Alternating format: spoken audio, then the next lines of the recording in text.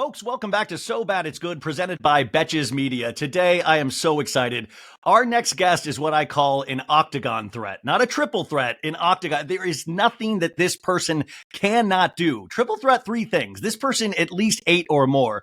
Get this. She started off her career as a professional dancer for the Rockettes, the New York Knicks. She's an author. Her book, Act Like a Lady, came out in 2020. She is an insanely successful podcaster as part of what I call the female Beatles of podcasting with the show LadyGang. She's a host. She's E's chief correspondent. And also, she was just the executive producer and host of the CBS game show Superfan that just came out this past August. You can stream all episodes on Paramount Plus right now. And also, most recently, she kind of found herself in the news as of late because she potentially had one of the Real Housewives of Salt Lake ladies steal potentially her diamond ring on the Golden Globes red carpet. Ladies and gentlemen, we have the legendary Keltie Knight with us today. Oh my God, Ryan, I know why you do what you do. You're coming for my job. You're coming for my job. And you know Keltie, what? It's fine. I'm hiding in a basement right now. Like I'm literally in a bunker. I've not stepped foot out of this bunker in years now. So I love it. I will say you are one of my heroes though. And kind of looking at what you do as a career, it's one of those things where I'm like, how do you, like people have compared you obviously to Ryan Seacrest, but I feel like you are in your own lane at this point entirely. I mean, how do you even, I guess the first question is, why do you do what you do? How did you even dream of doing what you're doing now? It was such a good question. And thank you for the beautiful intro. I love that so much. And I always love it when you go on podcasts, and I'm the same on LadyGang when I have guests on, like I research them and I make sure I know everything and I want them to, and so it's like sometimes you go on a podcast and people are like, so you're like on TV, and I'm like, why am I here right now? So I really want to say, like, shout out to you for that, because that is a work of art in itself. So thank you for that. I do what I do because I didn't get enough love in my childhood, like everyone else who. That's the correct answer. Yep, the hole you can never fill up. Yeah, the hole. Yeah, I mean, I grew up in a family where my brother has mental illness, and so it really is like, I'm joking, but also not joking. A lot of time and energy in my family was spent making sure my brother was okay, and I was kind of like in the back, and I got attention as the second child when I got straight A's or was on the honor roll or won a trophy or, was bright and shiny and perfect. And so I just learned to be bright, shiny and perfect. And so, I loved dance. I grew up in Northern Canada. There's 2 options. You play in the NFL or the NHL if you're a boy, really, and you're a dancer if you're a girl. Like it's minus 50 degrees Celsius there right now. There are no other sports. And so that was sort of my way out. I moved to New York and was a successful dancer. And I just love people. I love stories. And now I just, unfortunately, I don't really know why I'm doing what I'm doing anymore, because I keep having to dream new dreams. Yeah. I mean, that's the thing, is that like each one of these things, kind of these pins keep getting knocked down, and you have to create new pins for you to knock down. Because I mean, when you guys, LadyGang, it's coming up in a couple of years on a 10-year anniversary. Yeah. You couldn't have imagined the podcast taking off the way it did, and then the opportunities that you got from that podcast. Yeah, and it's so interesting because LadyGang was one of these things. We created the podcast out of necessity because no one else would really hire us. Becca had come off Glee. We were sitting having sad salads at the 101 Cafe, and it was just a really interesting time. We had known each other from New York, and we're like, well, what are we going to do? And I was like, well, we need a TV show. And we're like, well, no one's going to give us a TV show. What about a podcast? And Becca looked at me and she was like, what's a podcast? Like it was that early that no one knew what it was. We were like, what? It's the purple app on your iPhone? Like, so when we started, we had 2 things going for us, right? Like we were so lucky because we were first. And I think being like a really early adopter, like, the first TikTok girl, the first YouTuber, you're like, oh shit, if only I had started when those people started, I could have, so being an early adopter has its like benefits. But the sad thing about it was that we were getting, hundreds of thousands of downloads of our episode, which was episodes every week, which is amazing. But there were no advertisers, because the advertisers were like, well, we do sports. So it's like Ford trucks and like some poker and some like man ball sack powder. Like that was all that was available to like, and so we really like, I appreciate what you said, because we really had to change the game, and we went after brands. We took pictures of every single thing. We would take a picture of everything in our closet and everything in our bathroom. and we made huge lists of like, okay, I use Dove deodorant, I use this shampoo, I use this toothpaste, I use this makeup, I use these underwear, I use these socks, I wear these shoes. And then we would cold email the agencies and brands and on Instagram DM them, be like, hey, we have this podcast, do you want to work with us? And so I'm not going to say I'm the god of podcasting. We're certainly not, and people have taken it so far, and it's been amazing. But having female brands advertise on female podcasts is something that I do feel proud that we were in the trenches making happen for all those women. So it's cool. Well, and I exist because you exist. I mean, it even spills over into male hosted podcasts because I primarily have a female audience, and it's because of shows like yours. And also, thanks. just really quick, if there is ball sack deodorant out there looking to advertise, I'm happy to actually take that on myself. Right. You know what?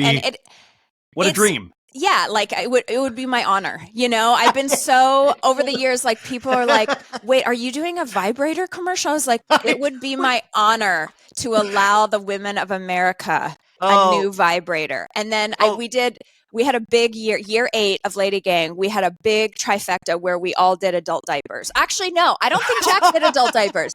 I did no, Becca said no, maybe Becca did it. And I was like, you know what? It would be my honor. It would be my honor to make sure that the ladies that are piddling in their pants have a classy, an underwear that can take care of them in a good way. If Lisa Rinna can do it, you guys can do it. I mean, and I will do. And like we turn down a lot of ads too. Like you think, oh God, she'll do anything for money. No. I won't. We don't do diet stuff. We don't do like get skinny fast stuff. We don't do like. There's a lot of stuff where it's brands or movies or stuff that we're not like. Like there's a lot of gambling, there's a lot of banking stuff. And we're like, no, this is not for a girl. Like everything we advertise, we actually would love or want our girls to use. So I think there's girls have babies and then they pee in their pants. So I don't know. An adult diaper it's a bad name for something that is a necessity. Live your life, ladies. No, listen, I mean, I did some female toys in the beginning of this show, and it was very weird for the audience to hear me say uvula. And I then, at the time, didn't have a girlfriend, and I had to give those products. I was like, Mom, do you want products? I was like, I don't know if I'm giving my mom sex toys, Wait, you did. You gave your mom sex toys? That should be the headline of this show. Well, listen, I didn't. And by the way, I told them they were from a sponsor. I wasn't like, I'm gifting you these as like, I bought this I saw these out and thought of you. I want to be very clear. I didn't re-gift the thing. Yeah. But anyways, podcasting is so wonderful. Weird. Very weird. I think Keltie's potentially disturbed with me right now, and no, I'm not at all. I love it. This is why podcasting is great, and it's so funny. Like anyway, LadyGang came out of this necessity. We had no idea it'd be so big, and I actually think I was going to say like what's interesting about being a podcaster and what's interesting being a TV host is now I've been doing it for so long that I have the traction of being the new hot thing, the very successful shiny thing, and then falling off the grid and then having to rise from the ashes again. Like when we started LadyGang, we had within the first 3 years, book deal, clothing deal, TV deal, and then, some of those things were really successful. Some of those things like TV was, we did it. It was great. Now, that network would kill for the ratings we had, but at the time it wasn't quite enough to get more episodes. And so, but then we had the fall from grace when our OGs stayed with us, but then there was the new hot podcast and there was a new hot girl and there was the new thing. And you were like fighting to have a space to still do what you do. And you were like, oh, this new hot thing has taken the place. We used to, what was hot thing? And we're like, no, they're old now. Like, oh, they're not fresh anymore. The space. We created the space. And it's been interesting. So it's interesting to come back around and be like, we watched during the pandemic, every celebrity, every group of friends, every person try to start a podcast. And what I think people realize is that it's more difficult than you think. Yeah. It is a real job. But also it's now cool because we kind of sit back. I feel like a parent who's like, your kid has left this home or something. And you're just like, no, it's cool. You tell me about life. Let me know when you want my advice. You go get them. So I do feel this sense of sort of we made it through the fire of would we be replaced by the new hot thing? And now we're just the elders, which is fine with me. Well, also I love that eventually you will be considered an overnight success again. you've been in this industry and you will be like, look, where did this woman come from? Wow, what an overnight success. Ryan, when I lost the diamond at the Golden Globe, I've just come off this crazy year where I created, executive producers, got tens of millions of dollars from a network to make a primetime show. Like, I was like, this is the pinnacle. Holy crap, I am it, And I couldn't get slapped in the face. I couldn't get invited to the opening of an envelope. Nobody cared about the show. Nobody cared about me. I was like, but I'm this female creator. What about Greta Gerwig? Like, it's me and Greta. Yeah. And like, people are like, no, Barbie. Come on. You're like, it's not. We don't care. And for people who don't know, I lost my 4-carat 10-year anniversary stone from my husband, fell out of my ring sometime between being on the E platform and taking photos. So it was on the red carpet. And so it was pandemonium. I guess nothing else good happened at the Globes, but it was like I have 3 Emmys. I created the podcast. I've had an executive, like all this stuff. The people from Russia, people from Asia, people from Australia, fans that we have that listen to LadyGang in Egypt were like, you're in the newspaper. They were sending me clips. They're like, you're so famous. And I was like, oh my God, all it takes is this stupidest shit in the whole world. And then people are like, E-News reporter. And they're like, who is she? And I was like, who is she? Bitch, I've been on your TV for a decade. Like, who is she? Damn it. I was going to bring that up. I mean, the diamond earring on the Golden Globes red carpet was one of the big news stories pushed out of the Golden Globe Awards that night. And it kind of carried around. And I hate to break it to everybody in the audience is that it seems like it potentially happened again. Didn't you just lose a rock off your 5-year ban? Stupid. No, I was with Snoop Dogg yesterday. I was sitting at a... Wait. Stop. I love it. Oh, I was sitting with Snoop Dogg yesterday. Let's talk about how crazy that sentence is before we go on to the story. I was at Snoop Dogg's compound. He's doing a movie junket, so I was there with E as for press, and we were joking about it, and I looked down and I was like, wait, and it's a tiny little piece of stone, it's one of those rings that has like a million little baby stones in it. But I looked down, I was like, God damn it, it's me. Like, it is me. And I'm a tornado of a person, so I just go around I'm knocking into everything. Like, everything's a mess. My car is like disgusting. Like, people are like, oh my God, you're so glamorous. And I was like, have you seen my car? There's literally a McDonald's French fry from every single month of every year of the last 8 years living somewhere in that car, rotting, but not rotting because they never actually rot. They just get smaller and more compact. Like, still crunchy, like could eat it. So anyway, like, I'm disgusting. And so I'm not surprised that like I'm, and then it was funny. I woke up this morning to get on the podcast and my husband looked at me. He's like, your earring fell off in the middle of the night. I put it on the bedside table, this little like diamond sort of row I had. And I was like, it's me. You know what? We can't have nice things, Ryan. Yeah. We can't have nice things. That's why I shop primarily at Old Navy. I'm not a jewelry guy. I think I'm good. In fact, the only reason I would consider buying a diamond at this point is just to get on the news like you. Right. I would just try to lose it at a big event and then... No, I'm like, is this a plant? And then it was just funny. The girls in the LadyGang, Jack and Becca, were like, blink twice if this is a lie. That's what they said to me. Because they know I'm so psycho and I would do anything for press. I was like, oh my God, like, I'll do anything for press. And they were like, blink twice if you planted this. And I was like, well, no. I'm excited now for the Oscars red carpet. I'm like so excited to see what you have planned for that night. Oh, no, I have Grammys first. The Grammys is in like a week. I'll give you, not an exclusive that anyone cares about, but I do have a replacement coming and I'm going to debut it at the Grammys just because I love press and why not, Yeah, lean into it. Because in. I've seen I remember my mom potentially losing her ring. I know I've now brought up my mom twice, but like I remember that and the pain she went through, and that wasn't even on camera. She didn't get any attention from that. I just remember at a grocery store her wigging out when I was a kid, and it was so insane. And by the way, mine wasn't insured because I'm a tornado. I had just gotten it in August, and you do that thing where for me, I take care of everything in my business life before I take care of my personal life. So like I will be, like for instance, last year I had adult mono First of all, who's in their 40s and gets mono? Only me. I got Is it it on the called adult mono just because you're an adult, or would Well, it no, just? I'm just calling it adult mono because people are like, mono, are you cheating on your husband? And I was like, no. We did a LadyGang tour for our last book, Lady Secrets, and I kissed a lot of the LadyGang members on the lips. We drink a lot, and like I would meet them, and then like I think we shared drinks, and I don't know, it was like a wild ride. So I get home in January, and I was like, I just felt so bad. And I'm going to all these doctors and they're like, well, maybe you have Epstein-Barr, maybe you have whatever, maybe you have this. And I was like, oh my God. So finally the doctors figure out, they're like, he looks at me, he's like, you have mono. And I was like, oh my God. But my point being is that I had mono for 4 months. I will not take care of myself. I will just do everything else that needs to be done. So along the lines of this diamond, like I just was like, oh, well, first of all, I'm never going to lose it. Like that doesn't happen. That's just something insurance people tell you to do. Like when is that ever? I've never known anyone.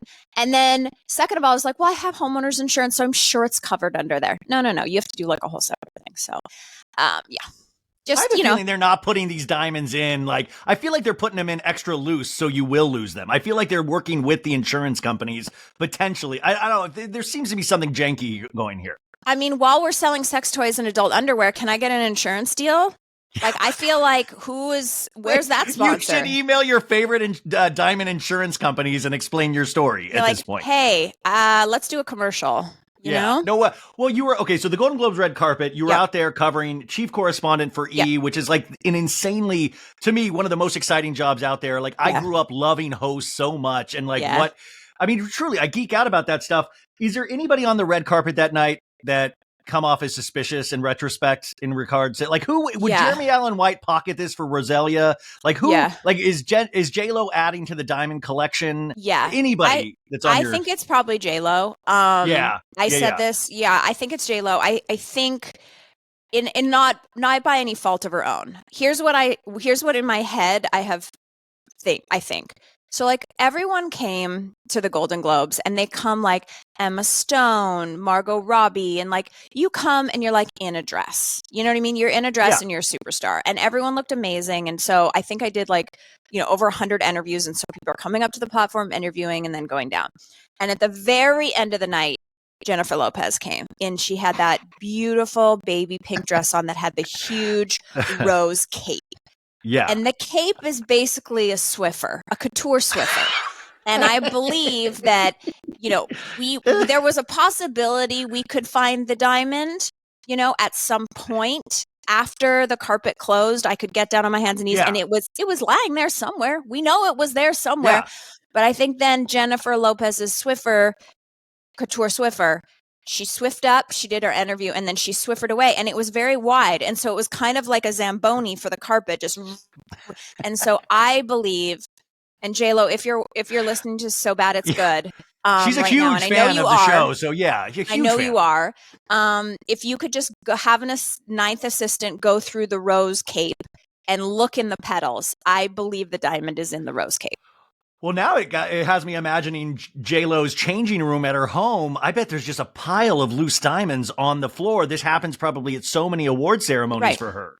It's No, you were also talking about on actually today's podcast. I loved this conversation about Ben Affleck at the Golden Globes because you asked J-Lo, Kevin Frazier asked J-Lo Kevin. about, hey, is Ben Affleck okay? And she was like, Ben is fine. But you guys were having this great conversation with like Ben was almost out of that kind of hot movie star. Like he was able to just go and direct films and stuff. And he got pulled back in because J-Lo is like us where she has this hole in her that will never be filled. She wants to be at every one of those award shows. So now Ben is signed up for another round of servitude for these award ceremonies. Yeah, he's in a Hollywood power couple, and there's responsibilities to America when you take on that kind of responsibility. And I will say this, like, first of all, I'm a huge J-Lo stan. I've loved her since I was in high school. And what I love about Jennifer is that yes, she's going to drag Ben Affleck to every red carpet and all these events, and they're going to be doing music video, like all of that for the rest of his life. He had broken out into being a norm, but he never did. He was dating other celebrity ladies. Like it wasn't like he was like Martha from Trader Joe's, my checkout girl. I'm going to, like he was still like dating other celebrities. And so when two celebrities date up, it makes a microcosm that we can't handle in the entertainment business, and it blows our minds. And so we're obsessed with you. But what I love about Jennifer Lopez is that, and I say this every red carpet I'm on, it's actually not an award show or a good red carpet unless Jennifer Lopez is there. And the reason is that she's the trifecta of all of the celebrity things, but she knows how to play the game so well. And what I mean by that is she shows up, she's in the best dress of the night for sure. I mean, she's absolutely stunningly gorgeous, amazing. But behind the scenes, her team has emailed saying, Jennifer is going to do press. Be ready for her. Hey, we want to come show you the new music video before she gets there so you can ask her intelligent questions about it and then run another piece for her on Friday or what. Like they work the system so well. And then she comes and she's so effortless and she's very honest. And so when Kevin or, I was asking her other questions too. And it's like when someone's like, how's Ben? She's like, Ben's fine. Like she gives such a great interview, but she's come and she's so glamorous. There's this thing happening in Hollywood now where people are like photos only. They only want to do photos. And I get why, because we've been through a couple different eras of entertainment journalism, and some of them were nasty. I personally have never had anything come out of my mouth, maybe a handful of times where I didn't like what I said and I wish I hadn't said it that way. And of course, I've bombed interviews where I've meant to ask about a sensitive subject and maybe it was too harsh. And of course, but there was this time when the internet was taking over and it was like clickbait. Yeah. And people for the right reasons were like, well, I'm not going to do an interview anymore if my words get twisted. And so now we live in this world where you do these big red carpets and, you come in your couture outfit and you just whisk by. And so what the entertainment world gets is just like a whole bunch of people whisking by and a whole bunch of me's being like, Jamie, over here. Like, it's not good. It's not good for the person in Arkansas who wants to just watch these shows and read Us Weekly at the nail salon to escape their own whatever's going on in their life that's not fulfilling them. It's not a fantasy. And I think J-Lo understands the fantasy and she gives us, I'm sorry, that was such a long-winded thing. But No. J-Lo, I love you, but I hope you understand. This is exactly what the show is about, because we do study these kind of pop culture trends, and J-Lo, we want celebrities that believe in celebrity, but J-Lo actually backs it up with having talent as well. But by the way, did you see the trailer for From the Soul of Jennifer Lopez? It's insane. And it has been, it's really, you guys have to check it out. It is one of the wildest things I've ever seen in my life. But J-Lo believes in that, and it's so funny to be with Ben Affleck, who is mainly photographed with resting Ben face at all times. But in Ben's defense, he's from Boston. And so that's like Boston energy is like the Boston Bruins hockey. All I know is hockey and celebrities, but the Boston Bruins are big, burly guys. They're so mean. And I don't even think they take shots on net. They just beat the shit out of the other team. That feels very much in line with Ben. And I think Ben is actually what's happening is that Ben cares so little that he's not pretending, where I think so many people in Hollywood are, and I mean this with love because I'm the same way, but so self-centered and narcissistic that when they leave their house, they know they're on. So it's when you see them hiking in Runyon Canyon, they know the paparazzi's in Runyon Canyon. You don't go to Runyon Canyon and not expect to be paparazzi'd in your hat and you're with your Stanley Cup. So I think everyone else is oh, I'm just here in my life, effortless, just running into this building. And Ben's this, I don't have the energy to pretend that I'm happy to be walking into this building. I'm not. I would rather be at home, like the rest of us, So I'm not mad at his resting Ben face. No, they need to make it where he can change the rules where he can drink his Dunkin' and smoke throughout the red carpet. I want him to be able to smoke during the actual, so he can show up, gives him something to do, I want to say this, and my bosses, they may resend. Ben, if you want to come with Jennifer, I'll have a stool. I'll have one of those massage chairs that they have in the airport. I'll have a Dunkin', your order ready to go. and you can, I think smoking is disgusting. And I hate the smell. But you can smoke around me. You just sit right there, Ben. You wait for J-Lo, you pick her up, you get wrapped up in the rose cape, and you go, Well, yeah. and the diamond continue on the Keltie, carpet. at the Oscars, just have a little Ben thing just in case he comes. Just like Right. always a seat for Ben at every awards ceremony. Ben Affleck's seat. Yeah, exactly. Just in case. And Jeremy I think it's a Allen huge White honor. wishes. Jeremy Allen White wishes. Talk to people, Jeremy. You're so successful. Don't be scared to talk to people, Jeremy. I've never spoken to him in my life. Well, and why do you speculate that is? You think it's because he's like coming out of a divorce and there's all of these things, and also he's a short king. Yeah, we talked about this on the LadyGang podcast. Actually, I'm probably going to get canceled today. You probably won't be able to air this at all. Because I talked about how Bruno Mars doesn't do press, and I think it's because he's a short king, and he doesn't want to, like, I get it, stand next to me, who is a rockette, like, and people are going to find, because he looks big on stage in his videos, you know, like, you do the Britney Spears thing. Even when I was a backup dancer, it's like, Britney's 5'4", you never hire someone taller than Britney, or like, you know, I mean, back in the late 90s and early 2000s when I was backup dancing, it was like you wouldn't hire someone, and I mean this with literature, so I think I was successful in this. Britney Spears wouldn't hire someone hotter and thinner than her to be right beside her. Do you know what I mean? Yeah. You're gonna hire someone who makes you look like the superstar, which is why I worked so much, because I was like, I'm a 6. Let me stand behind you. I'll do a booty pop. Not as good as you, but like close, you know?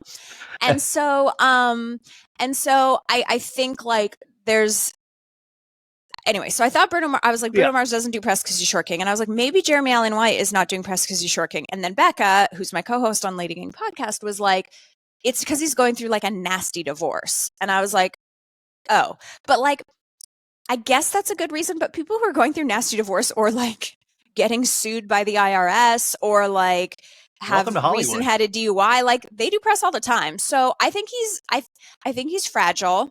I think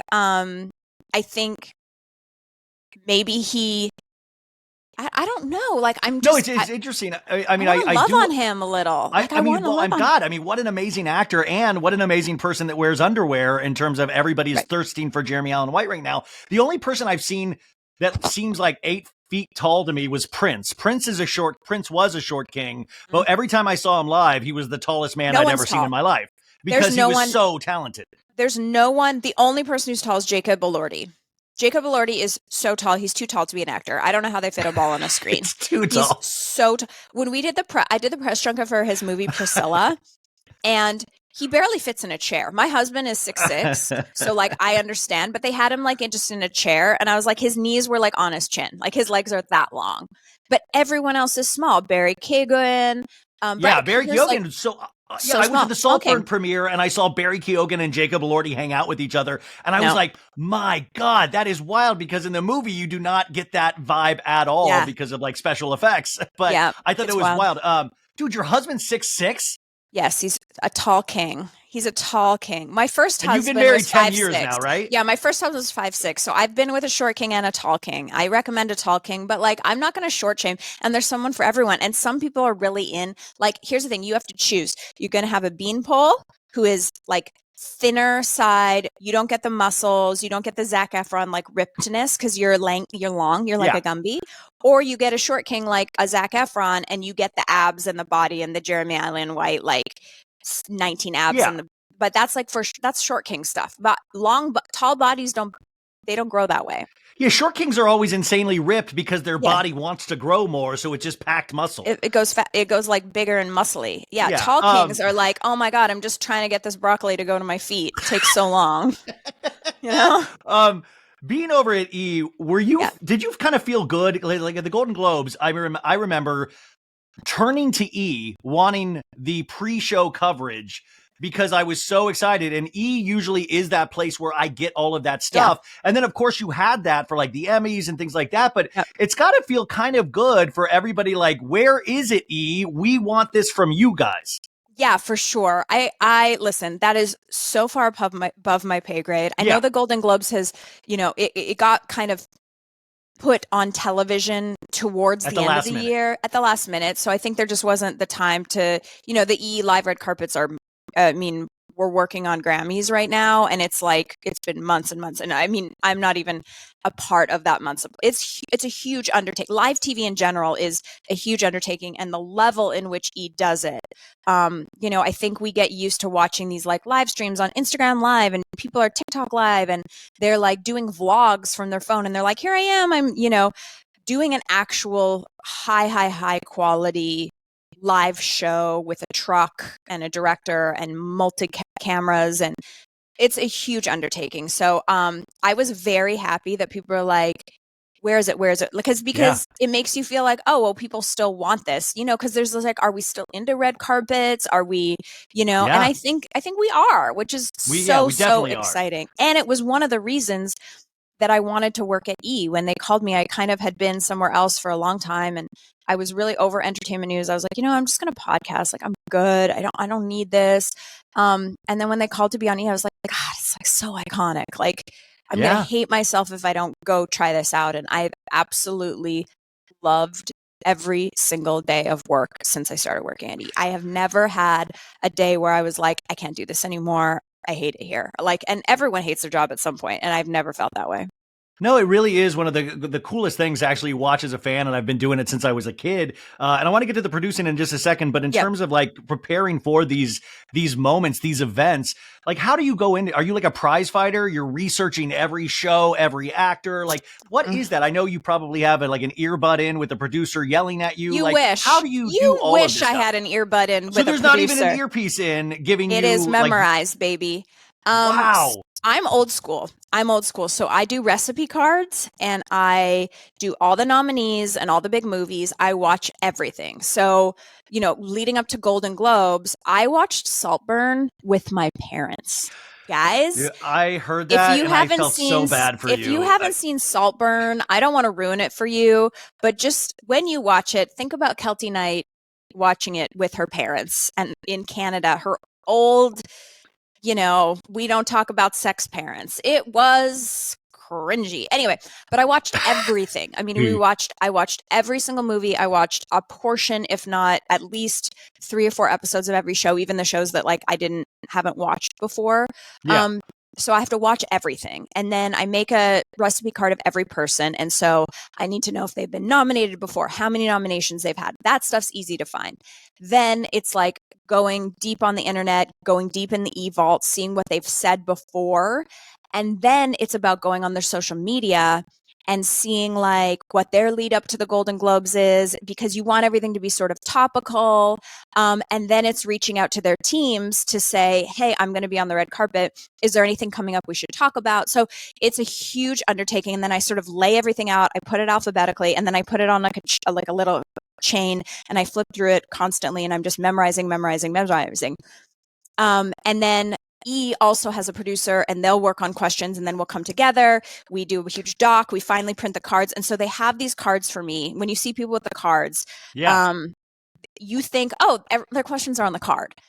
Not really. The cards are there as like a backup if I lose my mind, but everything's like kind of in your mind. So you're like, oh my God, hello, blah, blah, blah, nominated tonight, and da-da-da. And then like, I'll reach behind me, the producer will hand the card, and it'll have, you know, a couple bullet points that I want to make sure I get to. And like, you know, but there's nothing there. It's not as helpful as you think it's going to be. In fact, there was one interview. I'm actually not going to talk about it because I had talked to the star afterwards about it and kind of got it taken offline. I bombed an interview so bad because they weren't on my list. I didn't know they were nominated. It was for a kind of obscure category, and I hadn't studied. And I saw this person walk up to me, and I was like, I don't know why you're here. I don't know what I'm going to ask you. Like, it was brutal, and I bombed the interview. So I was like, I had it taken down. It was so bad. Anyway, I bomb sometimes. But who is even without the bombing, who's the toughest person? Who's the toughest celebrity to talk to on a red carpet? People used to say Tommy Lee Jones, like he was such a difficult interview. Have you had that? Is there anybody that you're scared to talk to after doing 10,000 hours of this? Is there somebody still that you're nervous about, or even your show super fan? Like, who are you a super fan of that you would be scared to talk to? So my biggest fear in Hollywood is still Julia Roberts. I've interviewed because her. You love her so much.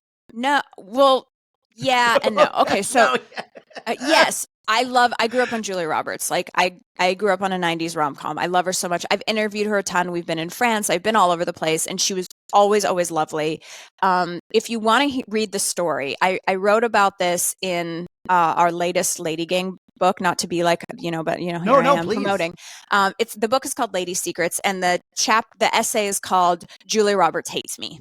And so I'll leave it at that. But I did an interview with her. It got misconstrued. Vogue picked it up, changed the headline. She came up to me on a red carpet. She was like, "You put words in my mouth live." And it was the scariest. Like, Julia Roberts is reaming you live on TV. It was, and so anyway, I clear the air in the book about what really happened. And I would love everyone to read it and let me know what you think. And, but I don't want video out there of me talking about it because, like, I want it to be over. No, totally. But I wrote about it in the book. Ha ha ha. But anyway, I'm scared of Julia. I haven't seen her since. I haven't seen her yet.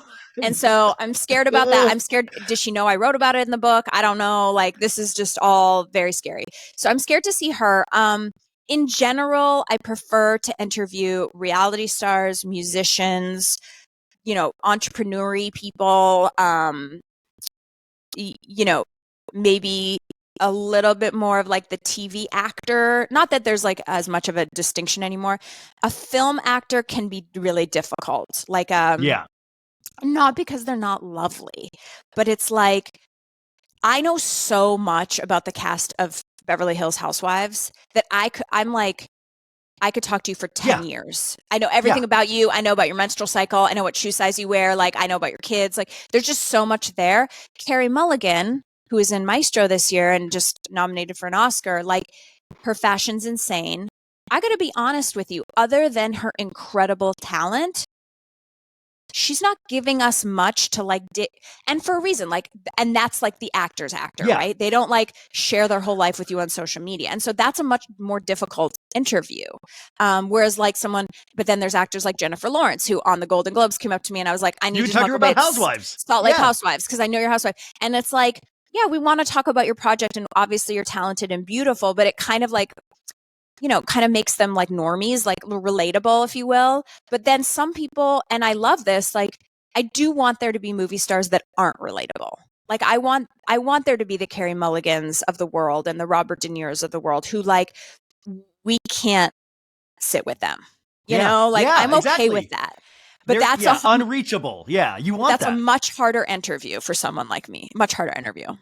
You speak about Jennifer Lawrence and Housewives, is that I'll interview a lot of the housewives, and I was trying to impress upon the audience, just like your Julia Roberts, like, if a housewife gets mad at you and they confront you, it is the weirdest experience because you feel like all of a sudden you're pulled into an episode and there's like a dreamlike quality to it because your mind is in the conversation, but you're also thinking, oh my God, this reminds me of a Real Housewives episode. This is really bizarre. I don't recommend it for anyone. Okay. It's hard. It's harder than you think to do a great interview. And I think that's what everyone realized. We were talking about, like, everyone starting podcasts and everyone being like, and so many celebrities have launched like late night shows and things like that where they're like, I'm going to interview my friends. And I'm like, it's actually a real skill to listen and hear and interview and set people up for a successful interview. It's not just like, oh, I'm really good at like having coffee with people, I should interview them. Like, there's a skill there, No, there is. I mean, speaking about that, I was kind of daydreaming about your career instead of my own. And I was thinking about E! And you just mentioned this. I was just watching Taylor Tomlinson's new show after Colbert the other night. And I was like, well, why don't we have the Keltie Night Talk Show on E? Why don't we, like, you have the celebrity thing in there. You have the monologue, which I feel you could actually fill with pop culture topics, TikTok, latest trends. You're also pitching your own shows. And I was following the executive producing of the CBS show Superfan, which is the coolest show, you guys. You can do all 6 episodes on Paramount Plus, but it basically was like taking people like LL Cool J, Gloria Estefan, Kelsey Ballerina, and then finding like a bunch of their kind of super fans competing for like an amazing prize package. But it's also a musical extravaganza because you got LL Cool J out there doing his hits. It was really this exciting show. And especially for somebody that loves pop culture, that was like the thesis statement of like leaning into how much joy it is being a fan. Why don't you do your own talk show? Like, do you pitch that as well? Have you pitched that as well? Ryan, such a great idea. First of all, I don't think I'm famous enough to get that, and I mean that with love. Like, thank you for all the nice things you said about my career. You lose a couple more diamond rings, we could get there I really know. quickly. I honestly might lose that diamond at the Grammy. I think there's a thing like they do a lot of the hosts that get shows like that are comedians that like, and it's interesting. The executive producer I worked with, Jack Martin on Superfan, is actually producing Taylor Tomlinson's new show, and so I'm so happy for Jack. He's family, and I think the show's brilliant. I think she's brilliant. But she's selling out. She's selling out like Radio City when she does a comedy tour. You know, she's doing 5,500 seats, and you know, I think that I think I'm like known as sort of like the interviewer. And I think sometimes if people don't listen to the podcast, they wouldn't think me capable of doing a monologue. You know what I mean? Because they haven't, I don't know. I said this a lot when we were launching Superfan. Like, people put you in a box. They're like, oh, well, you know, this is a red carpet interviewer. She's a great red carpet interview, but she's not like a personality, right? Like, she's a, you know, so especially for women, we get put in these boxes. But the secret to success, of course, in Hollywood is creating and launching your own thing. And so I have a couple shows right now that I have dreamt up, that I'm working on. And one is sort of like, I would tell you, like a distant cousin of Superfan. What I learned during Superfan is that for television, it's very difficult to focus on one person because people see LL Cool J, and even though the show is about the fans, if they don't like LL Cool J, they're like, I'm turning this off. I don't care about LL Cool J. So I think there's a way to do a fan show that encompasses all of pop culture and is like more of like something for everyone. And maybe if you don't know Housewives, you know movies, and if you know 90s rom-coms, you don't know, you know, sci-fi. Like, there's something there. So I'm working on that. And then, you know, always when I'm pitching shows, I'm like, and I'm gonna host it. And then sometimes they're like, no, you're not. And then I'm like, okay, but can we still make it? And so so that's kind of the way that works. Yeah. Touche. But it's very difficult to get a show made on television. I mean, television, and we make it look like it's so easy. But if you think about it, like the Housewives, there's like 9 Housewives.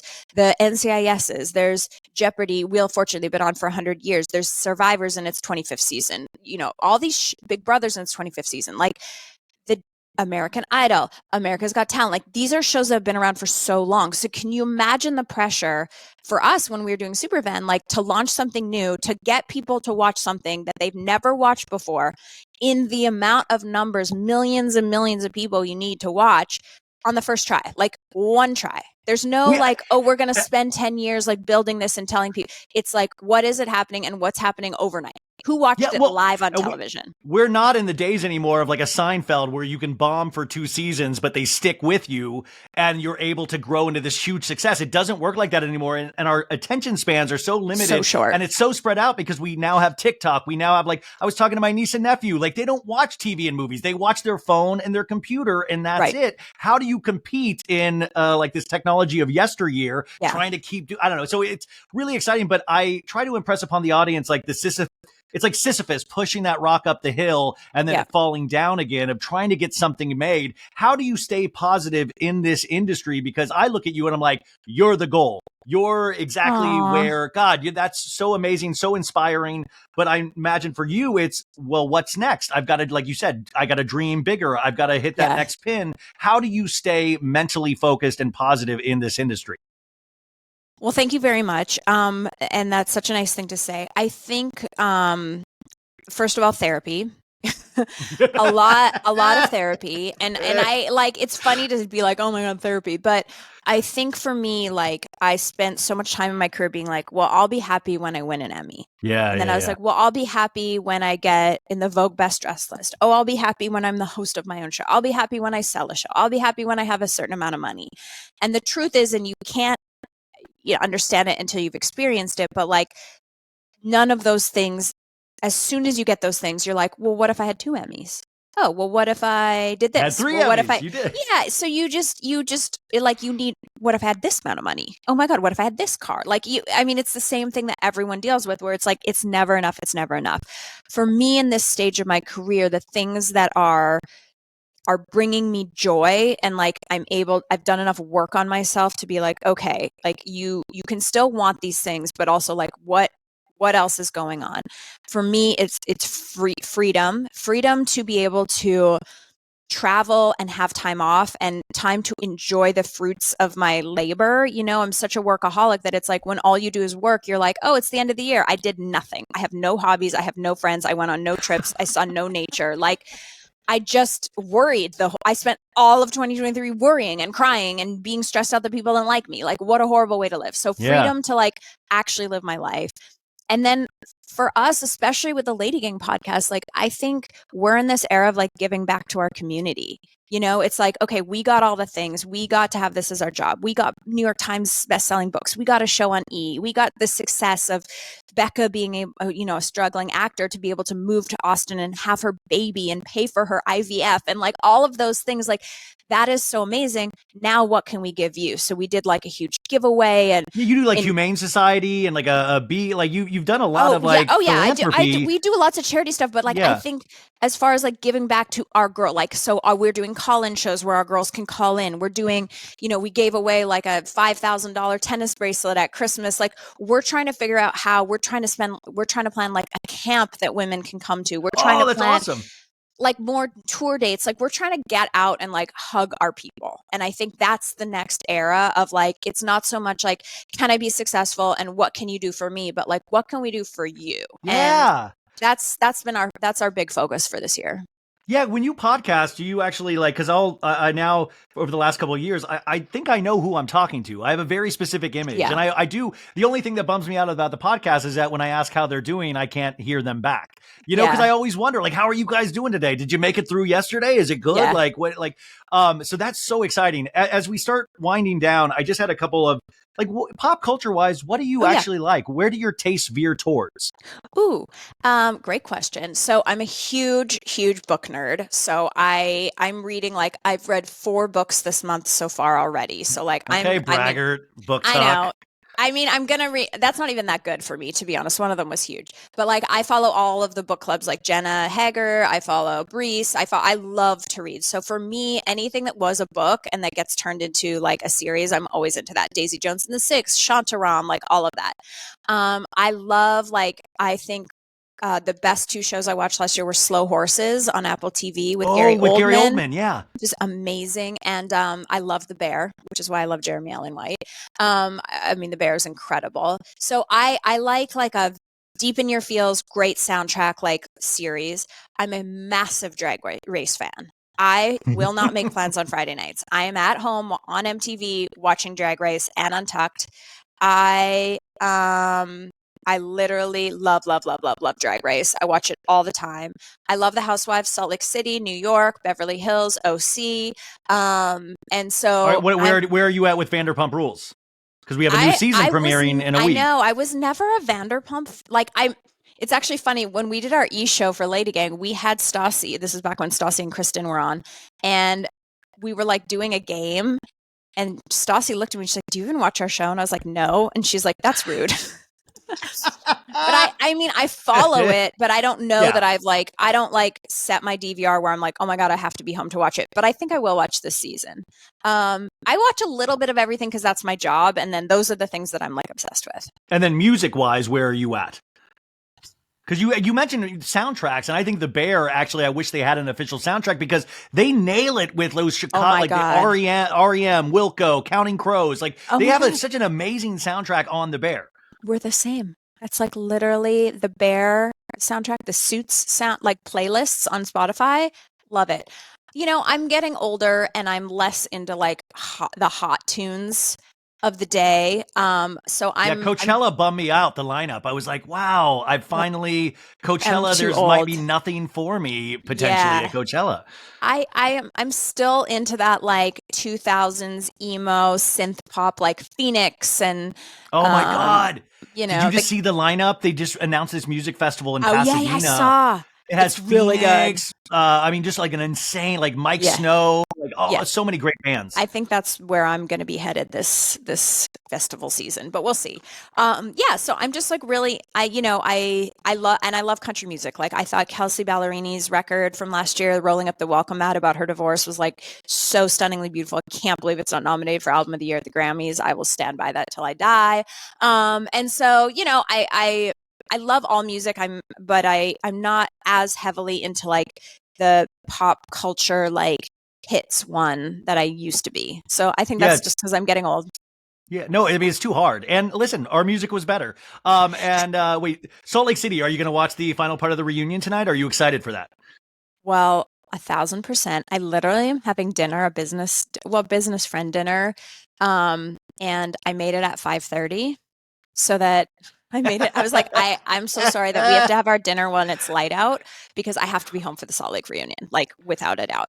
I mean, they've teased this reality Von Tease out for like 2 episodes, but more importantly, I want to know the Heather Gay black eye story. I want to know what happened. I knew she was lying. I knew she knew who gave it to her. I knew it was Jen Shaw.